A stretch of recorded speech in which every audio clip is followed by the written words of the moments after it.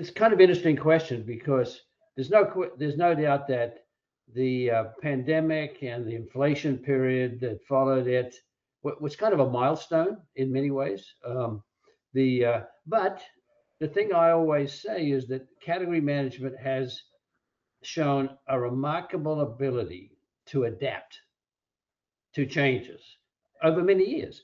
I mean, category management is now 30 plus years in existence, and the ability of category management to adjust to changes in consumers and shoppers, changes in competition, changes in lifestyles and so on has been pretty remarkable over the 35-year period. So there's no question that during the pandemic and the inflation period that followed, there were some significant changes in all those areas: consumers, shopping, how people felt about their life, and so on and so forth.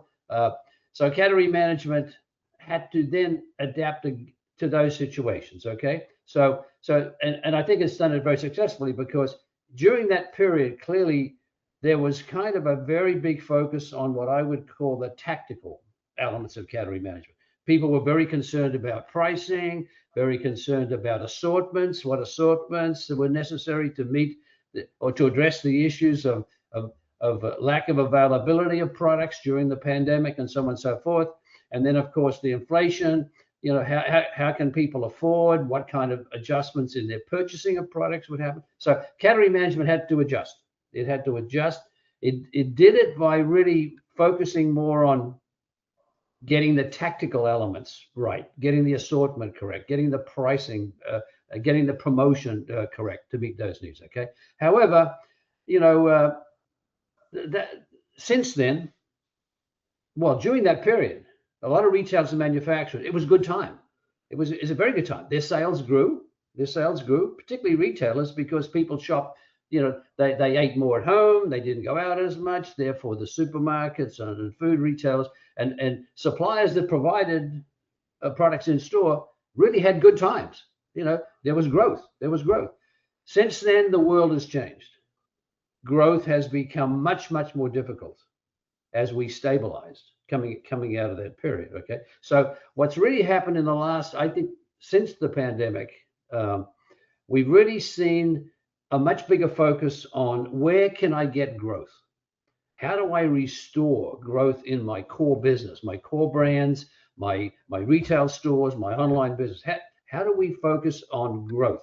And that really requires a much more strategic approach to category management.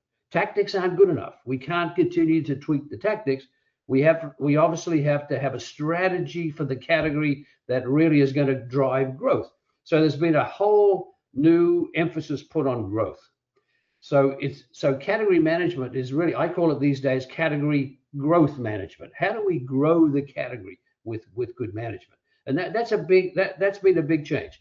Now, there's a number of factors that have helped that and have really pushed category management to this next generation of category management. Not the least of which is the fact that category management was always strategic, but we had lost that strategic focus of category management. So category management now is more strategically focused. Secondly, the ability to better predict and look forward. See, one of the problems was you can't just look backward and repeat history. You have to look for growth looking forward. So you have to have more predictive, more forecast mentality for anticipating the changes. Okay. And then the third thing, of course, that's really driving the change is the availability of data. When I started category management 30 plus years ago, we had three forms of data. We had POS data, we had household panel data, and we had a little bit of loyalty data just beginning. Today, we've added up, there are 35 different forms of data that legitimately are relevant to category management. So the ability to have much more insights, much more detail, a deeper dive into how people consume and shop. We've never had anything like this before. So we needed to have category management had to adapt and bring in these additional data sources to create the insights for where growth can happen in the category. Okay, so I think the traditional model of category management, the 8-step model that I introduced 30 plus years ago, it's been very good up until recently. I think the pandemic and the inflation really put the last, it really said we had to change that model. We had to make the model more strategic, more predictive, and better able to manage with multiplicity of data sources. So I think I think back, I think the pandemic and the inflation period really caused all of us to realize that this next generation of category management, the time had come, right? So it was a very important turning point. So I think we'll look back at 2020, 2022 period and say that was really a critical turning point for the next generation of category management to come into play.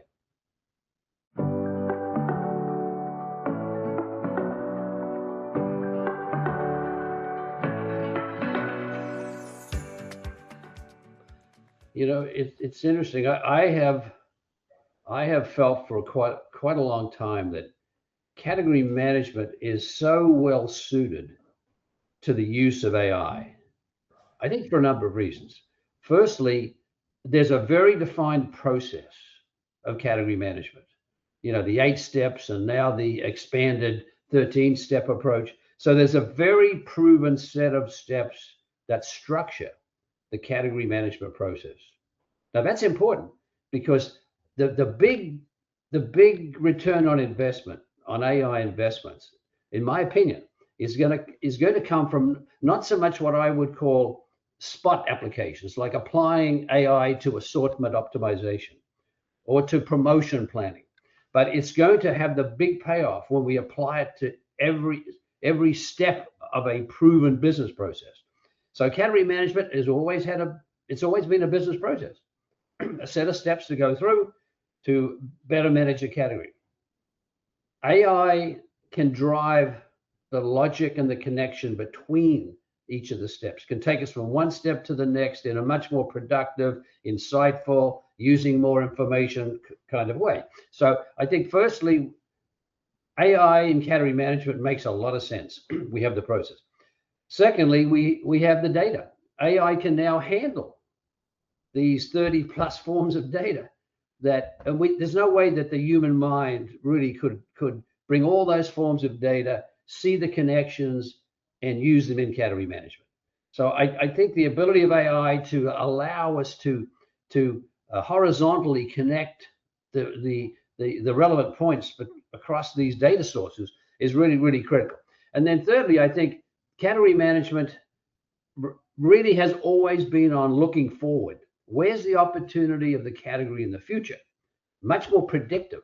And of course, AI is really designed to give us a much better ability to see the future, to forecast the future. So I think category management is an ideal application for AI. Okay. Now, there's different types of AI, as you suggest. Okay. And there's really 3 major forms of AI. There's what we call predictive AI, which has been around for many years. It's not new. Okay, machine learning, predictive, like demand forecasting is the obvious example. We have been using demand forecasting models and techniques for many years.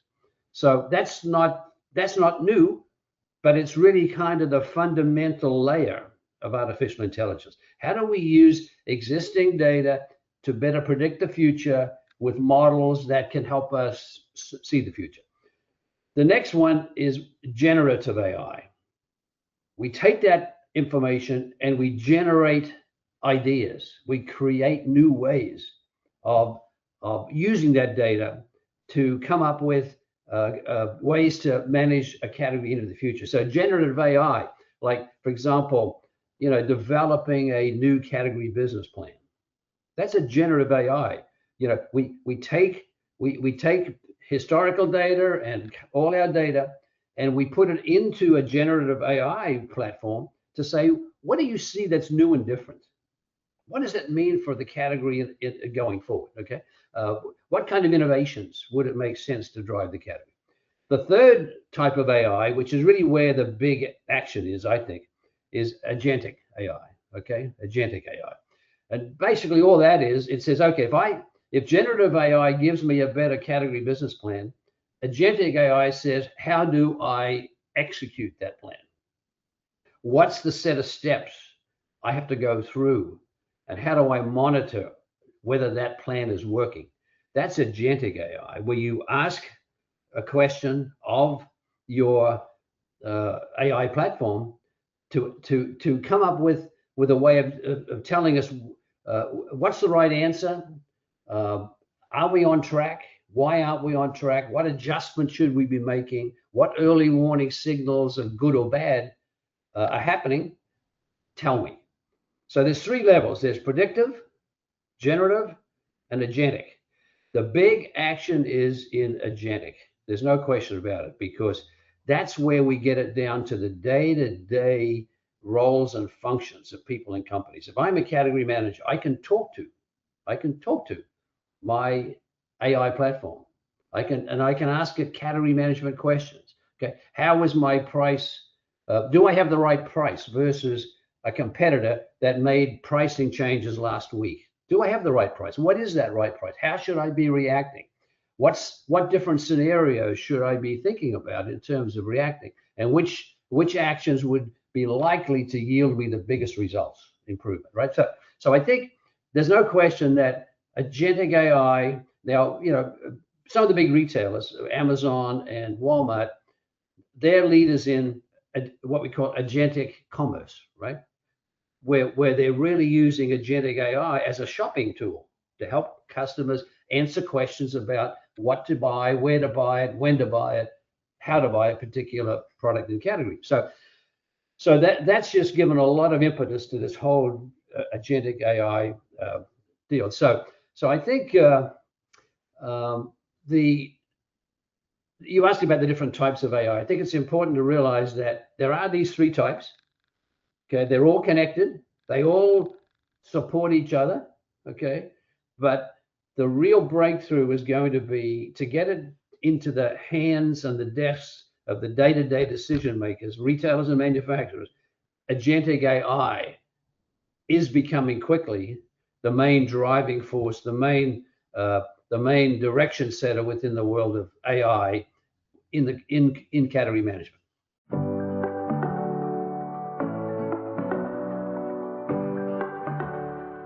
Firstly, let's think about how AI is reshaping processes, the business processes themselves, right?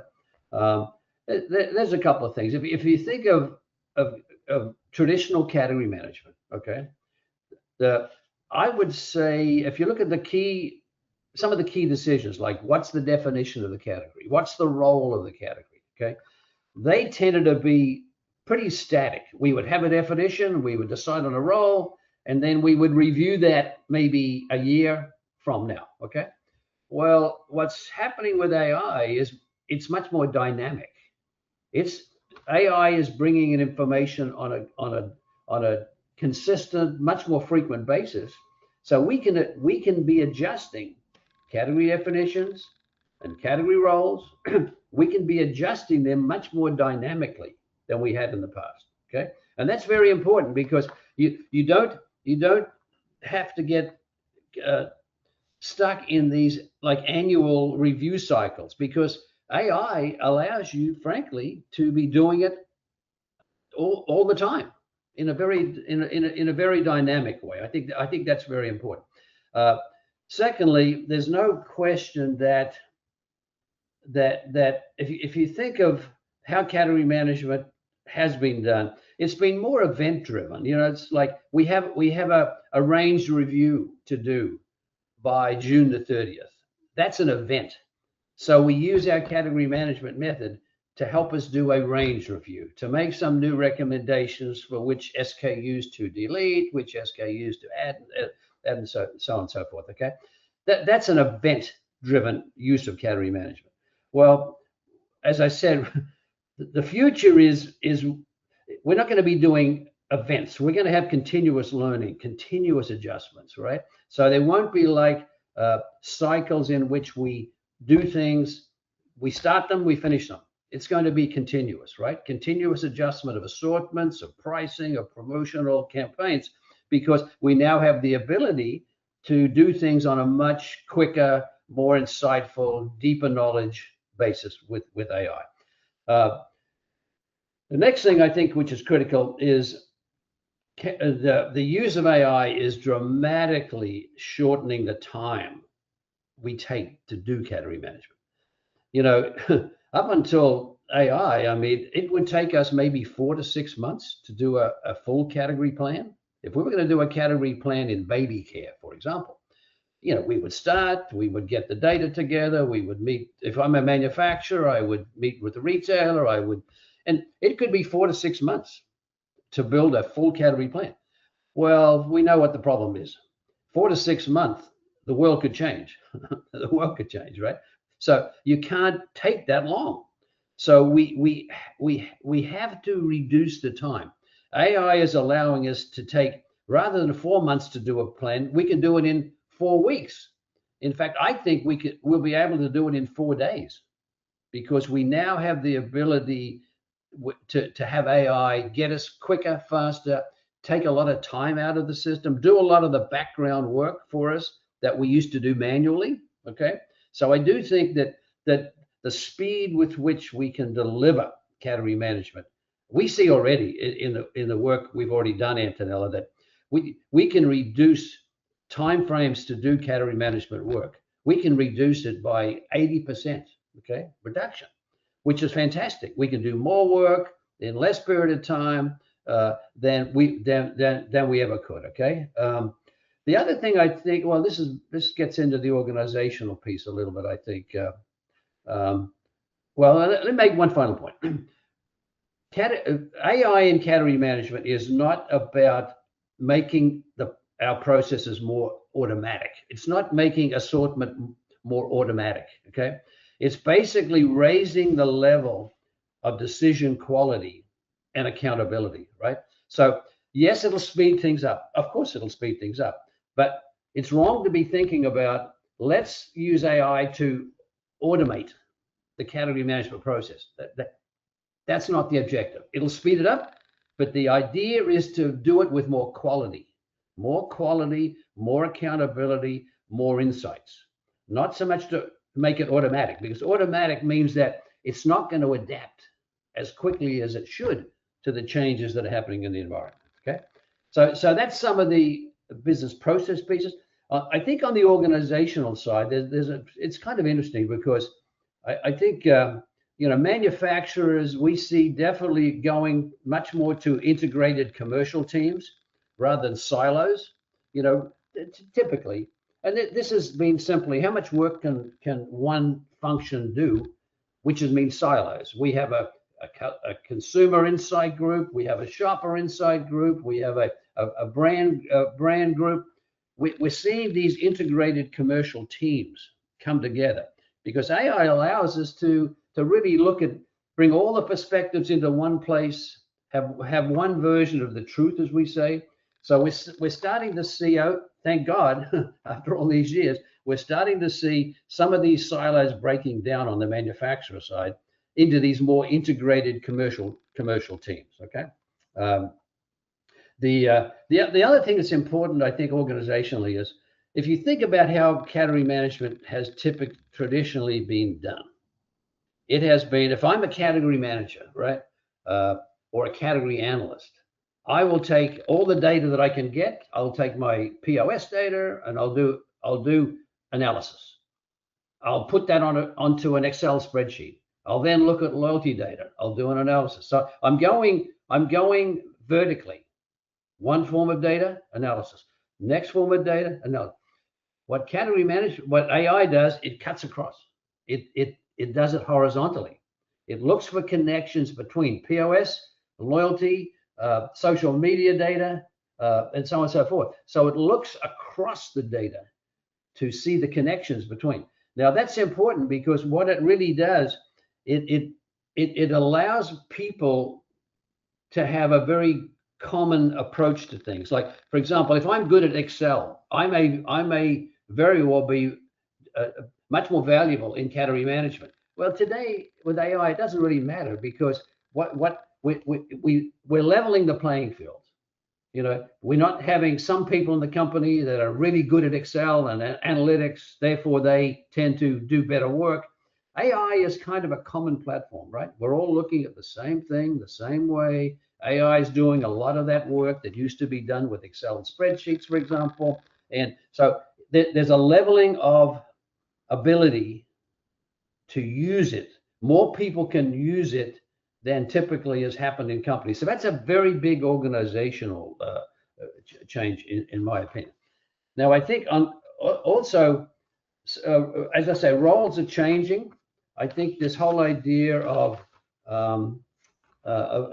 integrated category teams, okay, which have a category strategy component, an AI expert, and a commercial translator that translates this category strategies through the AI insights into day-to-day work. I think we're beginning to see, you know, different workflows within organizations to accomplish it, right? So I think both on the business process side, there's some very interesting changes already quite visible.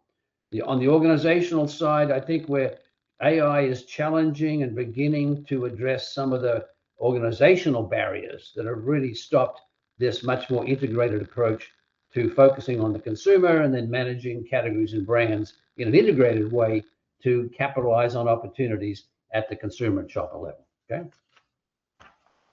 Now, you asked me that the third part of the question was, what about different distribution formats? Are we seeing any real differences? Or are we seeing any ways of using AI differently? Well, I think there's no question that, you know, the gross supermarkets and mass merchandisers, hypermarkets, and so on, the very, very big payoff, because that's a very complex world, you know, where you're dealing with 300-400 categories, food, non-food, et cetera, et cetera. You know, the ability to manage more categories more quickly, see the connections between categories. The big payoff is my opinion, is certainly in that channel. Okay, the bigger omni-channel, multi-department retailers, because that's a much more complex retail world, right? So I think that's why we're seeing, I'd say we're seeing most interest around the world from that particular channel.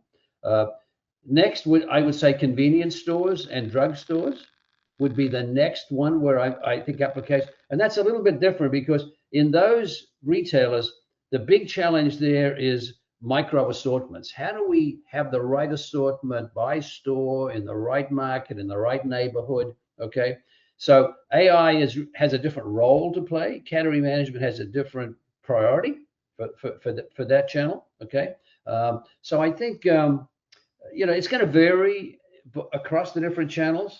For different reasons. I think we'll see different applications of category management using AI to address different classical challenges that those different channels have. Okay.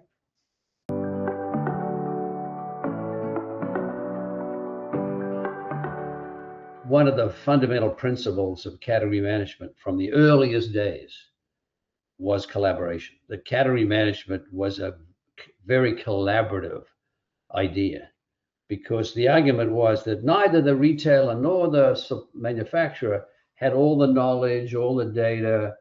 We needed to come together, because once you find the way to come together, we can do a lot more working together than working separately, right? Now, that's a nice idea, and it kind of has happened up and down over the years. Sometimes it's been better, sometimes it's not been as well, not been as good. So I think, but there's no, in my mind, okay, maybe I'm a little biased, but I think AI will increase collaboration, and in particular, it's going to change the nature of that interaction, okay? Because if you think of it today, I mean, a lot of that interaction is around negotiating about data sharing, about deals and promotions, and protecting margin, transferring margins, you know, that kind of mentality. That's okay, but it doesn't grow. It's not a growth approach. You know, growth comes by identifying mutually beneficial opportunities to grow a category. Okay, so I think the nature now that we have the ability to not only see more deeply into consumer and shopper insights, but to be able to simulate what would happen if in this market, with a retailer and manufacturer working together, what would happen if we change prices? What would happen if we left margins where they were? What would happen if we expanded the assortment by 10%? I mean, so the ability of AI to really simulate what would be the best outcome for the retailer and the manufacturer. AI can let us see that much more clearly. So I think we're going to definitely change the nature of that interaction. Now, it's not going to happen overnight. It's not going to happen with every retailer and every manufacturer. But I can tell you, the retailers and manufacturers that are thinking correctly about this, they're really seeing a dramatic change in how collaboration will be done. What topics will be the primary topics on the agenda to collaborate, okay? And they won't be, what's the best price? It won't be like, if I share data with you, I'm going to charge you this amount of money. No, there'll be less of that kind of negotiation. There'll be much more, when we pool the things we know together and we have AI identify joint opportunities, we'll then be able to make good decisions, better decisions. It'll be data-driven decisions. There'll be more transparency in the assumptions, because that's always one of the issues. Like, if I'm a manufacturer, if I'm a retailer, every manufacturer that comes in is presenting some idea, but they have assumptions behind it. AI kind of makes the assumptions much more, I would say, naked, much more obvious, much clearer, right? So those assumptions can be challenged. They can be iterated through different versions of assumptions to see what is the best outcome for both parties. Okay, so I think the other thing that'll change, I think, in collaboration is kind of being like an annual negotiation event, particularly in Europe. I think we're going to see, as I said earlier, much more continuous dialogue, right? It'll be because AI will give us the ability to tell us much more quickly, is what we're doing working? Early warning signals that things have to change because our plan that we have in execution is not delivering what we thought it would, because a competitor did something or whatever reason, right? So the ability to not get into this annual, we collaborate on some annual calendar, that's going to disappear over time. We're going to be much more dynamic and continuous because we'll see things on a much more dynamic and continuous way, right? So I think, joint decision making, simulating decision making based upon better joint outcomes. I think that'll be more the philosophy of category management, and AI will be an enabler. One thing I would say, just to finish, is that if you think about who's going to win this, okay?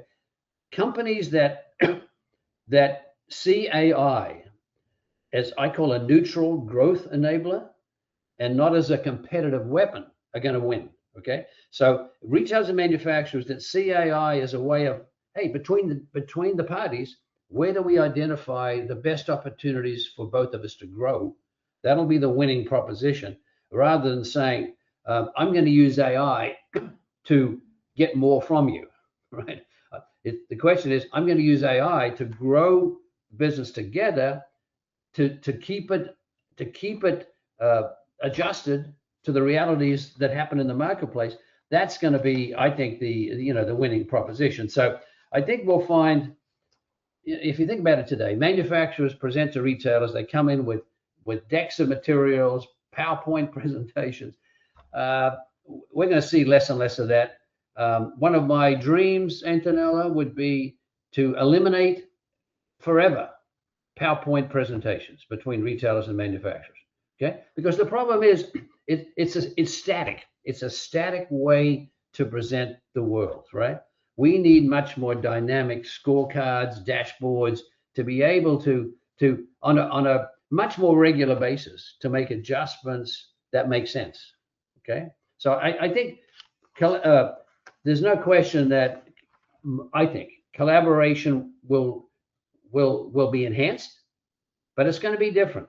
It's definitely going to be different, and the retailers and manufacturers that do it well are going to get significant competitive advantage. Okay, because I can remember, and if I go back to the early days of category management, one of the things that I saw very clearly was the retailers and manufacturers that came together to collaborate got such a competitive advantage versus their competitors that in many ways their competitors never caught up.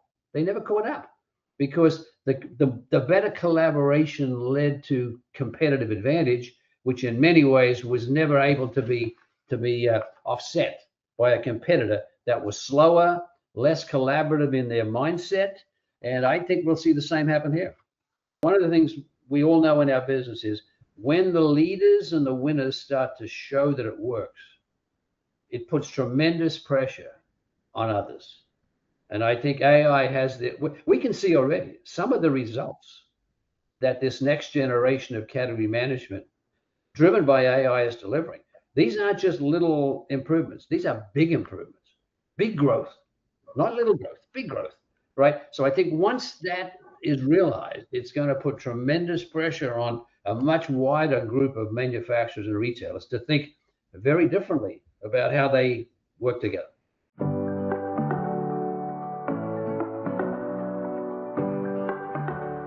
You know, it's kind of interesting. If you think about where we're at today, I would have to say that that certainly Walmart and Amazon are getting a lot of publicity about AI.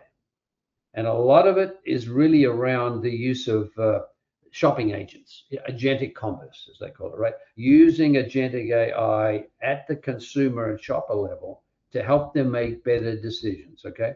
So I would think that, you know, from an agentic AI perspective, you'd have to say that Amazon and Walmart are the leaders. There's no question, okay? They now others are following closely behind, but they've kind of set the standard for for having the consumer in an agentic AI sense talk to, react to the propositions of Walmart and Amazon, and help them do their shopping.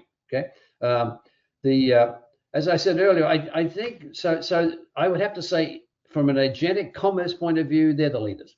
However, I think the omni-channel retailers, the bigger omni-channel retailers, are quickly coming up because they're applying a much more comprehensive view of AI in category management, right? So they're really using a combination of the three: the predictive category AI, the generative AI, and agentic AI. So in the end, it's really going to be a combination of who puts together that combination of AI platforms and AI capabilities in the most productive way. And I think, you know, the larger omni-channel retailers, I see some very good work, like in the US, for example, Kroger and Albertsons, so on. You know, they get it. They understand that this is really where they need to go. So using AI to drive their business processes in a much more complete way, okay, rather than just simply as a shopping tool, as a business process enhancement tool. Okay? So I think we're seeing that happen.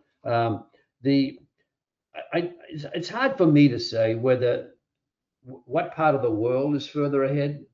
Because one thing I would say too, if you look at China, for example, China has a very big, very well-developed online shopping environment and delivery model. Some of those companies in China are doing a really good job of using AI to understand their consumer and shopper behavior effectively, to communicate to the consumer. So I do think you know, we have to look at Asia, particularly China. Okay, I think, you know, North America and Europe, I think we are we tend to be much more, I think, deliberate in terms of how we use AI. I think things are moving in a good direction. There's no question. I mean, we talk to the retailers and manufacturers in Europe. We talk to them in the US, and they're very similar. I mean, they all see it as critical to their future.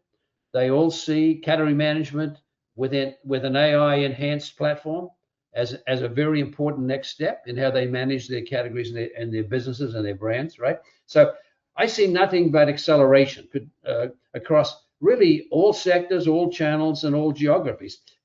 Probably different speeds, and led by different companies, different motivations. But there's no going back. Once people see the benefits, Antonella, business development benefits, there honestly is just no real going back to the old way of doing things, because it puts you at a competitive disadvantage if you stick with the traditional ways of doing business. Okay, so I think now on the manufacturer side, it's kind of interesting. Again, the way manufacturers typically work, as we know, there are certain companies that have always been on the leadership edge of new thinking, new ideas. Okay, but if you look at the sectors that are most suitable to the use of AI and category management, I would say if you look at on the manufacturer side, beauty and personal care companies, one of the reasons is because there's so much lifestyle. There's lifestyle changes. There's a lot of opportunities to personalize your offers to those based upon, if you're a cosmetic company, for example, the color of your skin, the ability to simulate which color cosmetics work best with which skin textures and all that stuff. So there's a lot of opportunities there to really have rich data from a consumer and shopper use perspective, to simulate, to personalize. So they lend themselves very well to AI application. The other type of sector, I think, are the heavily promoted sectors, like snack foods and beverages, for example, where there's a lot of innovation. A lot of innovation requires staying on top of consumer and shopper trends. What's the next generation of beverages that customers are looking for? How am I seeing that through social media when I look at people in certain social settings? How do I interpret that? How do I capitalize on that? So those things give us new insights, AI-based insights that allow us to really see the future much more effectively. I think in terms of, again, it's very hard for me to say, growth rates, because I think it's one of those things that everybody understands it's coming. It's really a question of which companies are going to lead it. And I think there's leadership companies in all parts of the world. Okay, in Europe, certainly, in the US, certainly. And those companies are beginning to emerge and be further along. My concern is that the next level needs to really figure out what's the best strategy for them, because not all companies have the immediate resources, the knowledge, the skills to be able to bring AI in and make it work and generate a return on investment as quickly as possible. So, but I get concerned about the next level down, the mid-sized companies. We have to make sure, and this is a very important ECR thing, we have to make sure that it's not just for the big companies. Because one of my criticisms of ECR all the way along has been that we catered to the bigger companies and we kind of forgot or didn't translate it to the smaller companies. And I think that would be a mistake. And one of my personal goals is, as we roll out category management driven off AI, I want to make sure that it's applicable, has value to all companies, regardless of size. And I think that's a very important ECR, should be part of the ECR vision as well. I think you have to have a plan. You have to have it's a journey. It's a total journey. You don't have to be fearful. you don't have to have fear. You have to have a plan. It takes time. It doesn't happen overnight, but there is definitely a process to move forward. And I think one of the key things, Aunt Nella, is people have to really understand the next generation of category management, because once you understand the better process, you're then able to see where AI can help. Either tactically, you may start at tactical uses, or you may start at strategic uses. So I think you need to understand the new process first and foremost, and then I think you can decide where AI can help you most effectively and most quickly.